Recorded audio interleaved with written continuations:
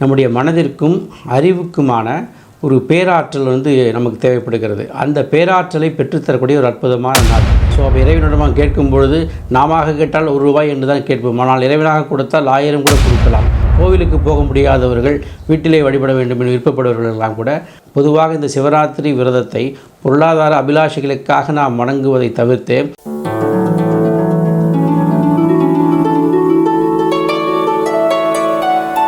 அன்புள்ளங்களுக்கு வணக்கம். நேரில் நம்ம இன்றைக்கி பதிவில் பார்க்க போகிறது வருகின்ற பிப்ரவரி மாதம் 26ஆம் தேதி வரக்கூடிய சிவராத்திரியினுடைய தத்துவங்களை எல்லாம் பார்க்கலாம். அதற்கு முன்பு இந்த வீடியோ நீங்கள் முதல்ல பார்க்குறீங்கன்னா நம்முடைய ஞானாசிரமம் சேனலை சப்ஸ்கிரைப் பண்ணிக்கோங்க. உங்களுக்கு அரிய தகவல்கள் உங்களுக்காக கொடுக்கப்படுகிறது.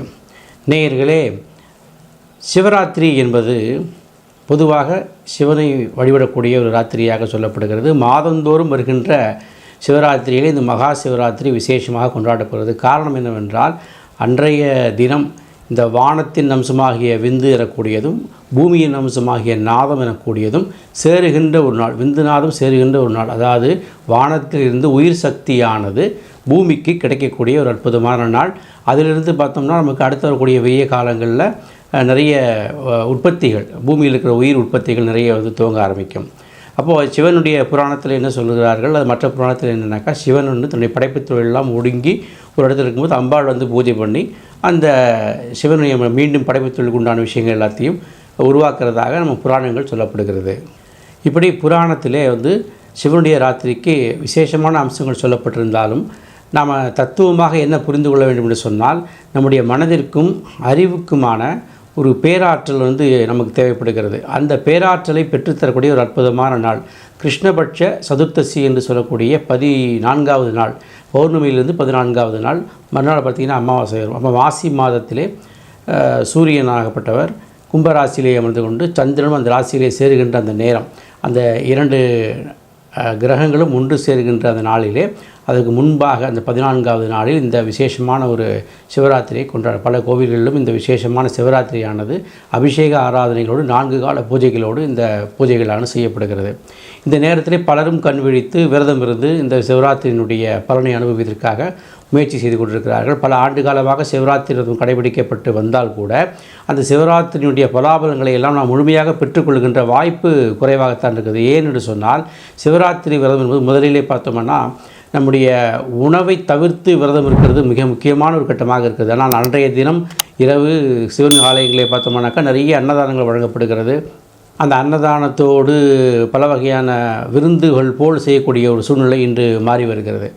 இந்த சிவராத்திரி விரதம் இருப்பவர்களுக்கு சிவராத்திரியினுடைய பலாபலன் கிடைக்கக்கூடிய வாய்ப்புகள் இல்லாமல் போகிறது அந்த அன்னதானங்கள் கொடுப்பதனாலே. ஆகையினாலே அன்பர்கள் அந்த அன்றைய தினம் அன்னதானங்கள் கொடுப்பதற்கு பதிலாக பால் போன்ற விஷயங்களை கொடுத்தோம்னால் அந்த விரதமானது முழுமையாக பூர்த்தி அடைவதற்கு ஒரு வாய்ப்பாக இருக்கும்.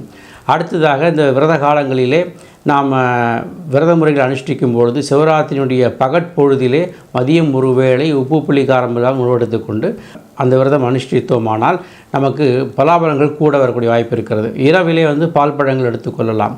இந்த 4 கால பூஜையிலே மிக முக்கியமான பூஜையாக கிரகஸ்தர்கள் சொல்லப்பட்ட பூஜை என்று சொன்னால், முதலில் வரக்கூடிய முதல் ஜாம பூஜையும் அதே போல் கடைசியாக வரக்கூடிய 4வது ஜாம பூஜையும், இந்த 2 பூஜைகள் மிக முக்கியமான விசேஷமான பூஜை. கிரகஸ்தர்களுக்கு இந்த இகலோக அபிலாஷைகள் எல்லாம் பூர்த்தி செய்யக்கூடிய ஒரு பூஜை என்னவென்று சொன்னால் அந்த முதல் ஜாம பூஜையும் அடுத்து வரக்கூடிய 4ஆம் ஜாம பூஜையும்.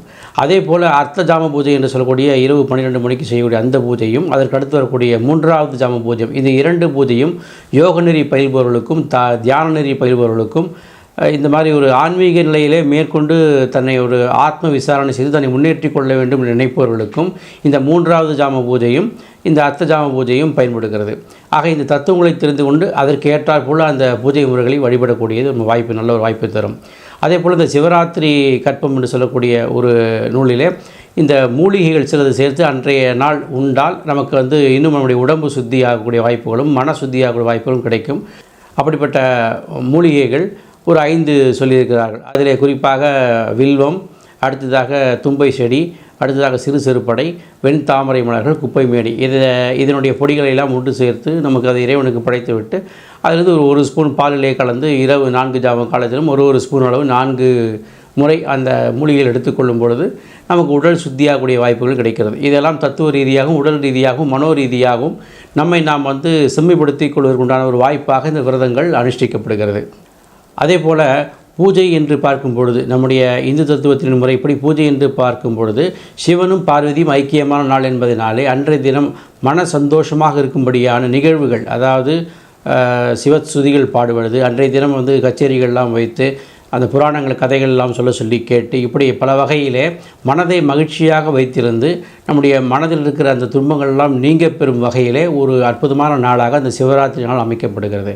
ஆக ஏழை எளியோரும் முதல் கொண்டு பணக்காரர்கள் யாராக இருந்தாலும் அன்றைய தினம் கடைபிடிக்கப்பட வேண்டிய அந்த விரத முறைகளை சரியாக அனுஷ்டிக்கும் பொழுது அவர்கள் வாழ்க்கையில் ஒரு மறுமலர்ச்சி உண்டாகும்.